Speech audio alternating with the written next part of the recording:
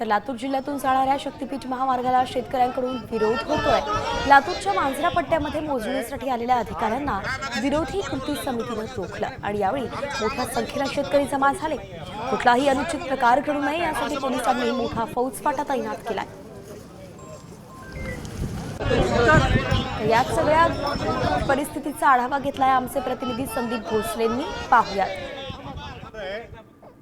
शक्तीपीठ महामार्गाला लातूरमधून देखील कडाडून विरोध होताना पाहायला मिळतोय। शेतकरी जे आहेत ते आता या मोजणीसाठी विरोध करताना पाहायला मिळत आहेत। लातूरच्या मांजरा पट्ट्यात या महामार्गाच्या मोजणीसाठी अधिकारी या ठिकाणी आले होते, मात्र शेतकऱ्यांनी यांना कडाडून विरोध केलेला आहे। कृती समितीच्या वतीने हा जो विरोध आहे तो विरोध करण्यात येतोय। आम्ही गेली 1.5 वर्षाला संघर्ष करतोय। आमचं एकच म्हणणं आहे की महामार्ग आमच्या जमिनीवरती केला जाऊ नये।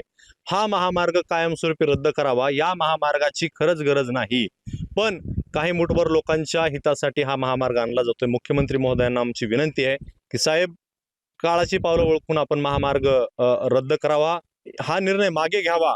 आम्ही तुमच्या या निर्णयाचं स्वागत करू।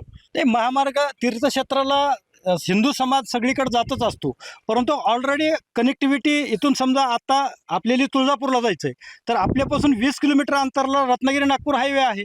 सगळ्यात जास्त जवळचे जवळ 2 किलोमीटर आहे। 2 ते 32 किलोमीटरचा फक्त अंतर आहे। मग ह्या हायवेची गरजच नाही। आपली संयुक्त मोजणीची तारीख आहे। नोटीस शेतकऱ्यांना दिलेले आहेत आपण, तर नोटीस काही स्वीकारले काही नाही।